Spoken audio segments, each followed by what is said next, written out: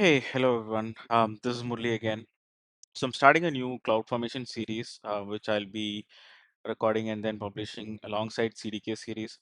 I won't be going through the introduction and setup, the basic thing. I'll be going through 200, 300 levels of CloudFormation, where I'll be talking mostly about the features which is extensively being used by CDK.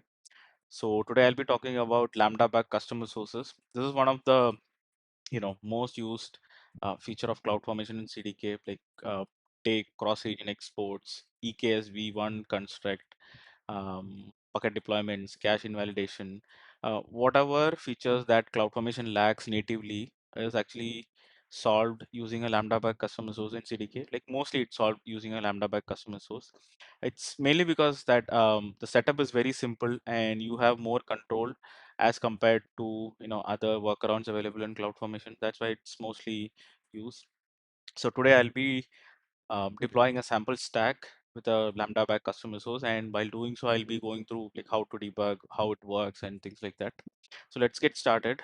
I'll switch over to my sample code. So this is the template that I'll be using today. Has a customer source and a Lambda function, and this is the Lambda execution role, and in the output section, I'm referring to a result from the customer source. So before we deploy this, I'll talk a bit about the customer source itself.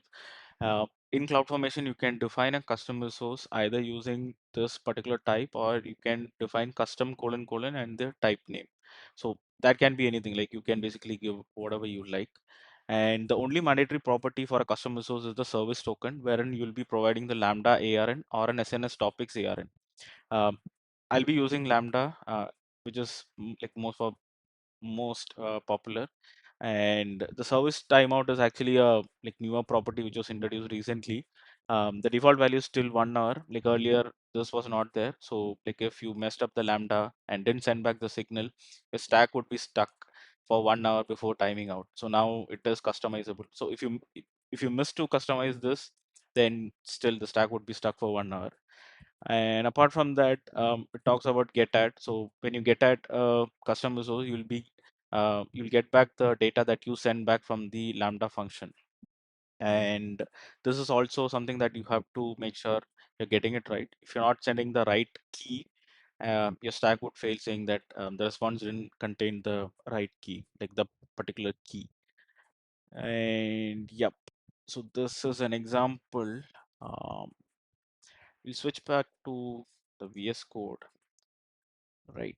So here I have the template setup, has the Lambda function, the same template basically. So we'll deploy this using CloudFormation and AWS CLI, CloudFormation, create stack and capabilities, IAM. Okay, so switch back to the CloudFormation console. Yep, see that the custom resource has actually been created now. Role is being deployed. And yeah, role is complete. Lambda is being deployed. Let's take a look into the Lambda. There's something interesting here. So if you check the source code of this Lambda, there will be a CFN response module added by CloudFormation. So there is the CFN response.py file added by CloudFormation, which we didn't add in the template. So in my original template, there's only this piece of code, the handler. Apart from this, there's nothing else in the Lambda functions handler itself. So why is it so?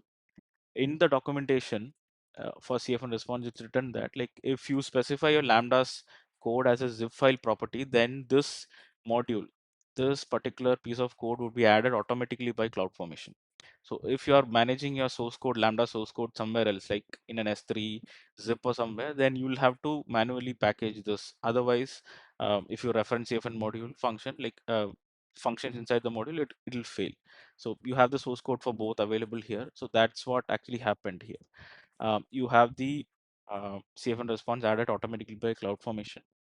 So all it does is it sends back a put request to the pre-signed S3 URL that CloudFormation sent us. Even if like your stack is stuck, or in a situation where your stack is stuck, if you have logged the event. So you can see that I am logging the event. So from this event, we'll be able to get the S3 pre-signed URL.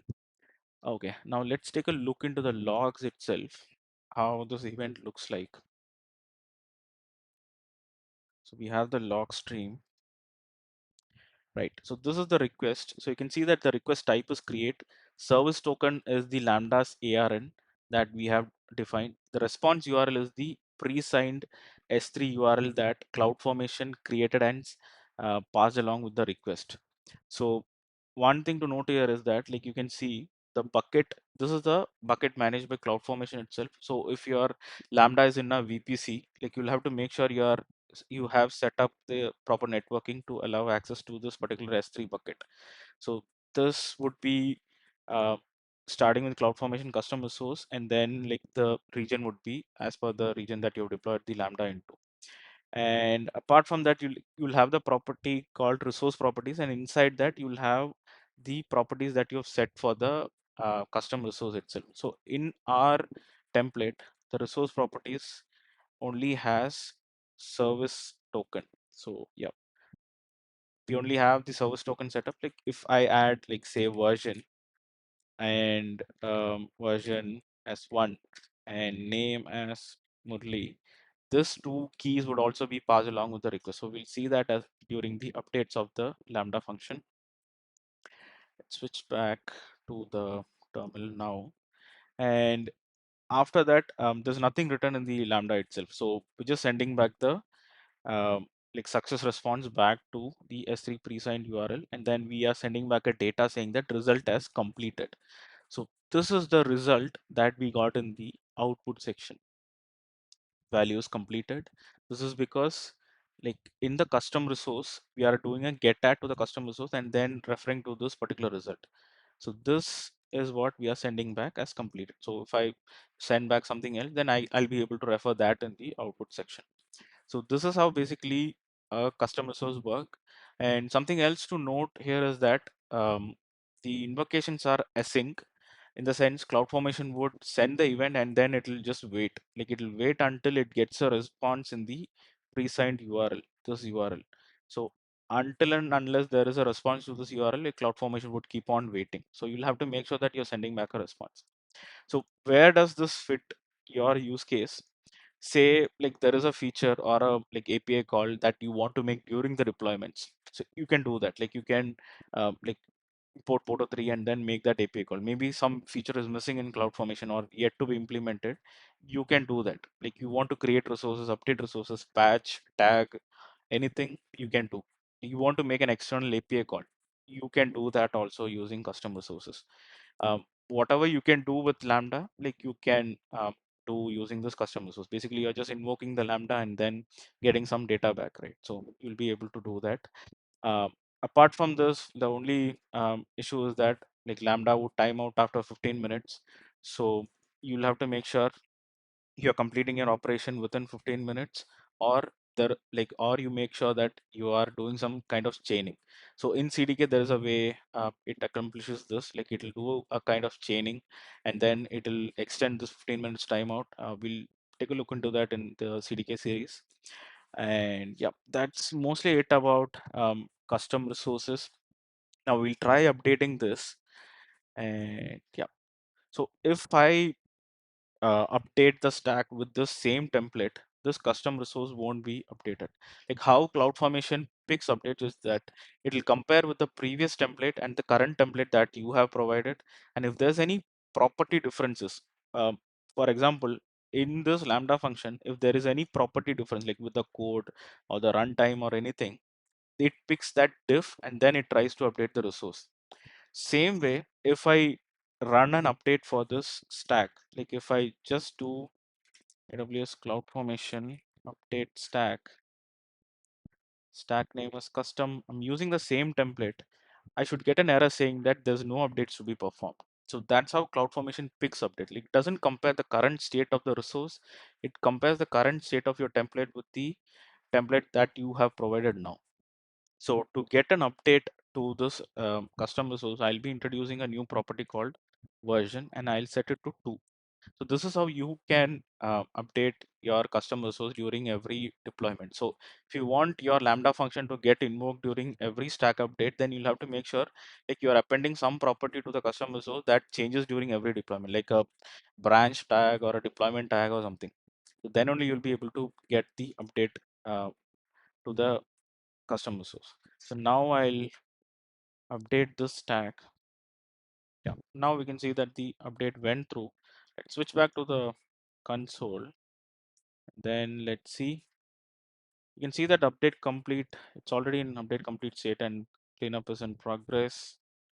Okay, now this is a very interesting scenario with the custom resource itself. So before going into that, we'll see the CloudWatch logs for a minute.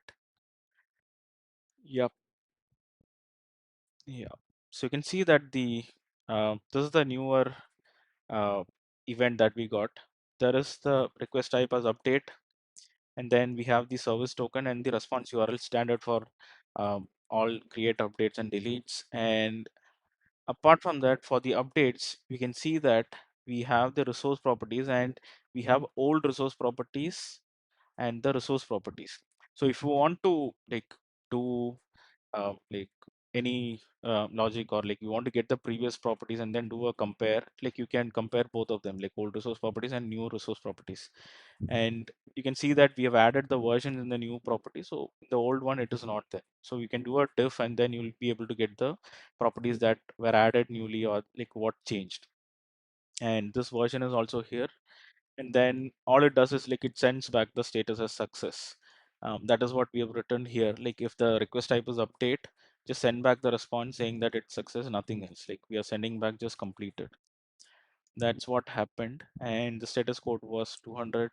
That is the uh, like logging that's been done here. Status code S3 request ID. That is the logging in the safe and response module.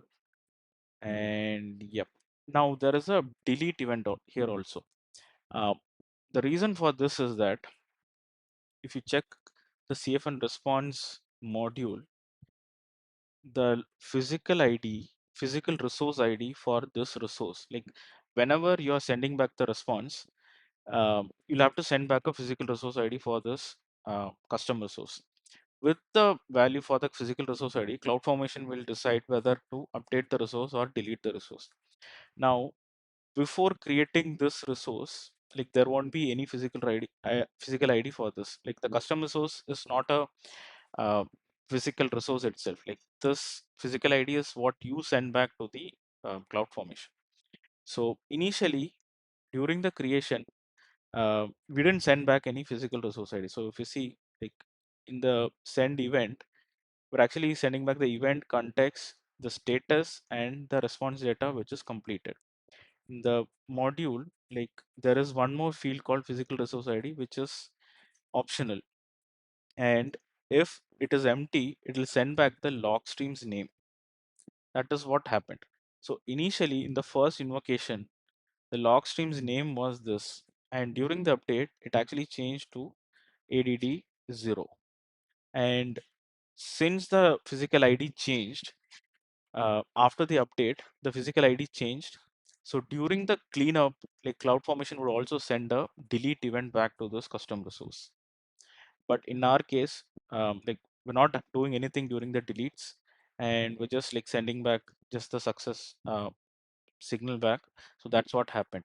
So this is a like what do you say, this is a issue with custom resources. Like you'll have to make sure that you are handling the physical resource ID right, otherwise like you'll face accidental deletions, unintentional deletions for your resources or like logic. So you'll always have to make sure that you're sending back the physical resource ID correct, or you can set it to a static value. That would also work. We can actually try that. So in my code, so we'll have to send, after response data, we have to send the physical resource ID. So I'll switch back to VS Code. So after response data, we'll send back custom resource one for all the events and we'll set the version to 3,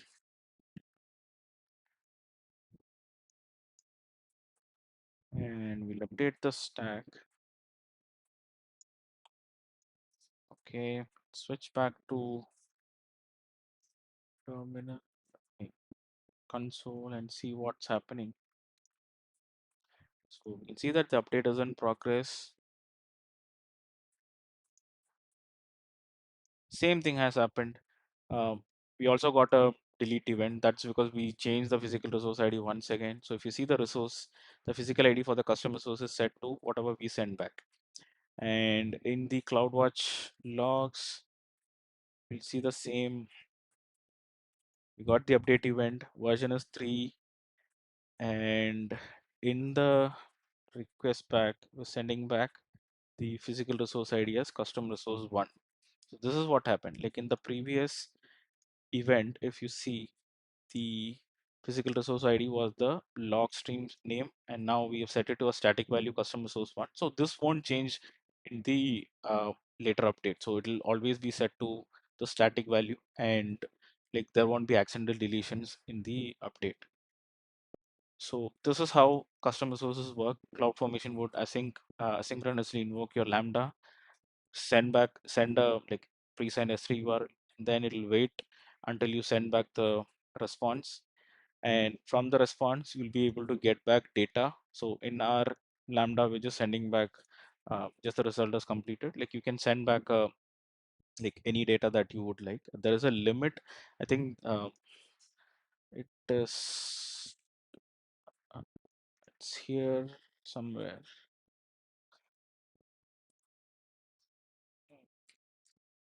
Cloud formation quotas.